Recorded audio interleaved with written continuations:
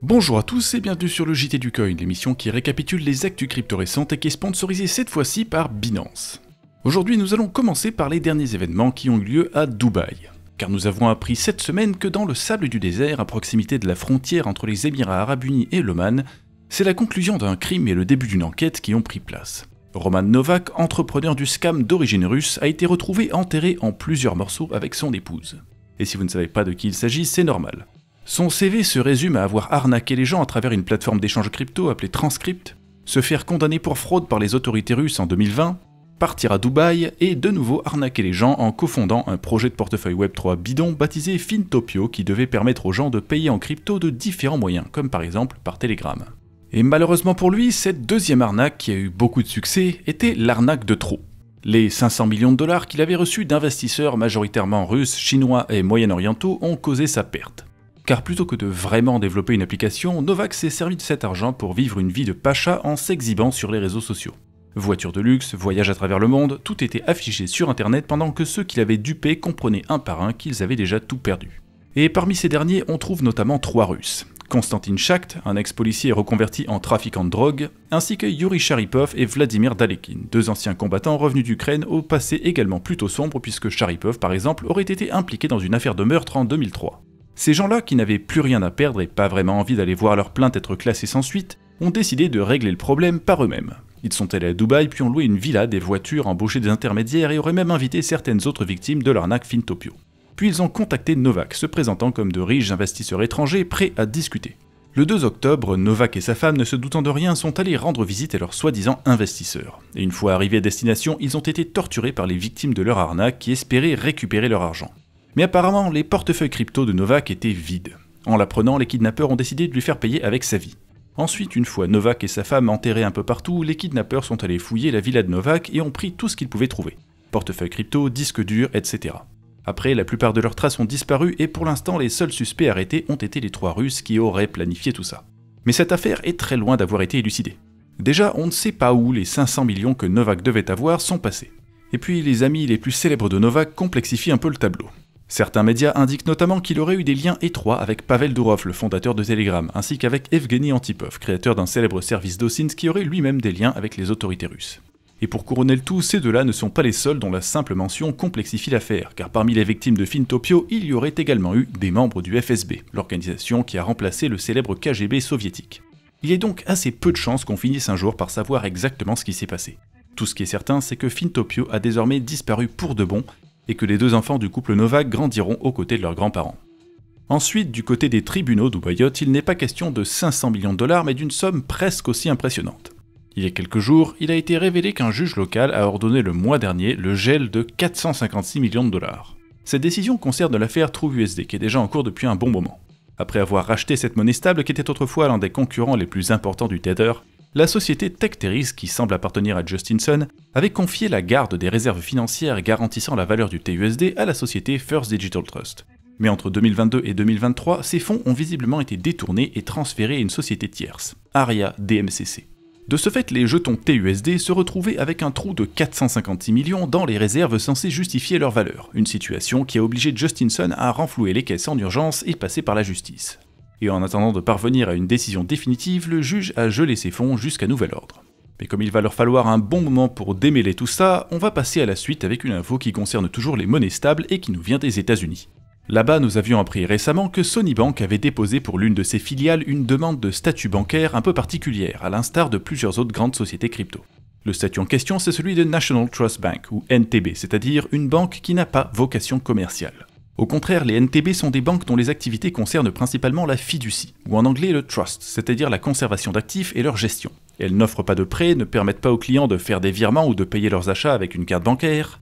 De ce fait, elles n'ont besoin ni de payer l'assurance fédérale des dépôts, puisque leurs clients ne peuvent pas faire de dépôts, ni de garantir aux communautés à faible revenu un accès aux services bancaires fournis comme les prêts, puisqu'elles ne fournissent pas de prêts. Le principe de la fiducie étant vieux de plusieurs siècles et présent notamment en droit britannique, le statut de NTB est également très ancien aux États-Unis, mais étonnamment, il est devenu particulièrement utile aux sociétés crypto désireuses d'offrir des services liés aux monnaies stables. Et comme ces sociétés entrent plus ou moins directement en concurrence avec les banques commerciales, Ça n'est pas vraiment surprenant que l'ICBA, l'association états-unienne des banquiers indépendants, a publié la semaine dernière une lettre se plaignant de l'utilisation par Sony du statut de NTB. D'après eux, les autorités doivent à tout prix rejeter la demande de Sony car elle vise à obtenir tous les avantages du statut de banque sans les inconvénients comme l'assurance FDIC et la garantie d'accès aux communautés défavorisées. Et à première vue, c'est une banque qui pleurniche parce qu'on marche sur ses plates-bandes comme d'habitude. Mais si on se penche un peu sur les arguments présentés, il faut avouer qu'il y a dans ce phénomène des NTB crypto quelques petits problèmes qui méritent d'être résolus. Même si l'intention derrière cette lettre n'est certainement pas de protéger le public par pur altruisme, les arguments présentés ne sont pas totalement incohérents. Et au final, la meilleure solution semblerait être une modification des lois états-uniennes afin d'accommoder les émetteurs de monnaie stable qui ont besoin d'un statut légal sur mesure pour leurs activités. Malheureusement, sauf erreur de ma part, pour l'instant, aucun projet de loi dans le genre n'a été publié là-bas. Alors passons à la suite avec une autre histoire de banque, cette fois-ci en Angleterre. La Banque centrale locale a en effet publié un nouveau document portant sur la réglementation des monnaies stables et elle y fait plusieurs propositions visant à limiter l'influence des monnaies stables sur l'économie locale.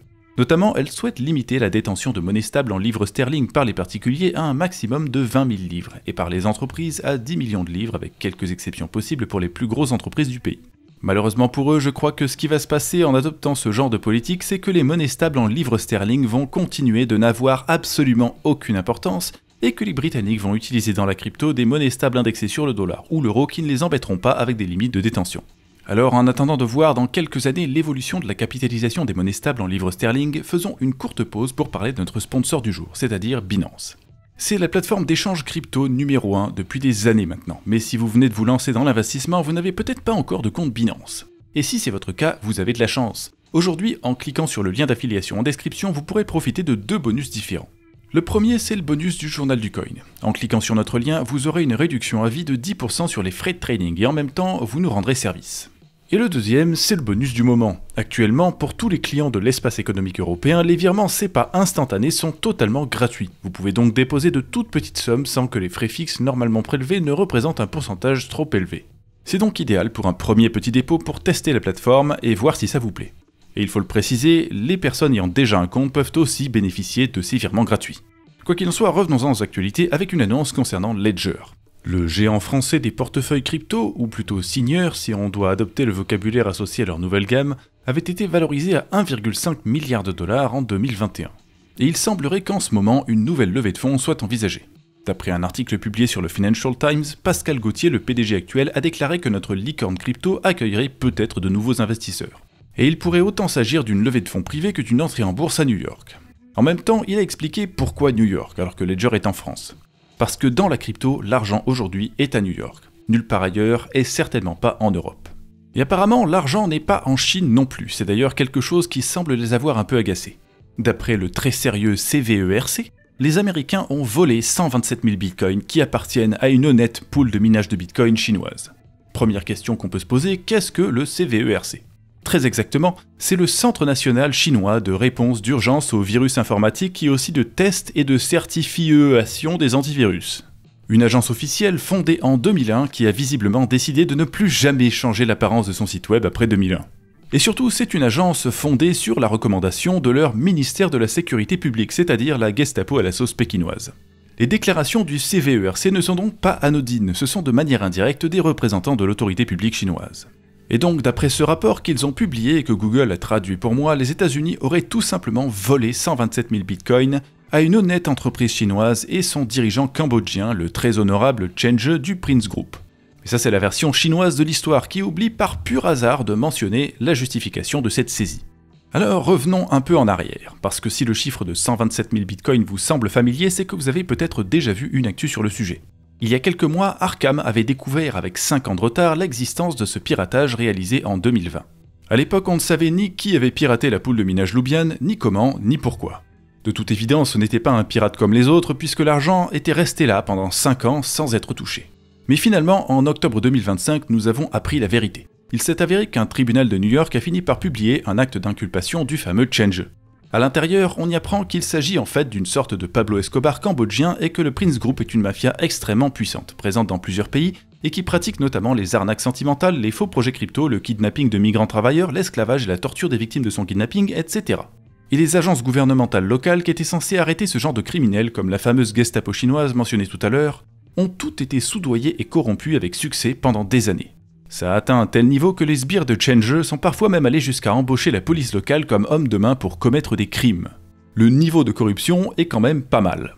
Mais vous en doutez, cette immonde organisation avait besoin de blanchir ses fonds pour fonctionner, et pour cela, l'un de leurs outils les plus efficaces était la pool de minage Lubian. Voilà pourquoi les États-Unis ont piraté ce portefeuille et confisqué ses 127 000 bitcoins. Peu importe le vocabulaire que peuvent utiliser les autorités chinoises, ce n'était pas un vol, mais bien une saisie parfaitement légitime et nécessaire dans le cadre du combat contre une organisation criminelle particulièrement néfaste. Et si les Chinois voulaient saisir eux-mêmes ces bitcoins, ils n'avaient qu'à arrêter d'être corrompus et incompétents. En tout cas, nous en avons fini avec les actus pour aujourd'hui, alors je vous souhaite une bonne fin de journée, une bonne semaine, et je vous donne rendez-vous pour dans 2 semaines, puisqu'exceptionnellement je ne pourrai pas faire de JT la semaine prochaine. A bientôt.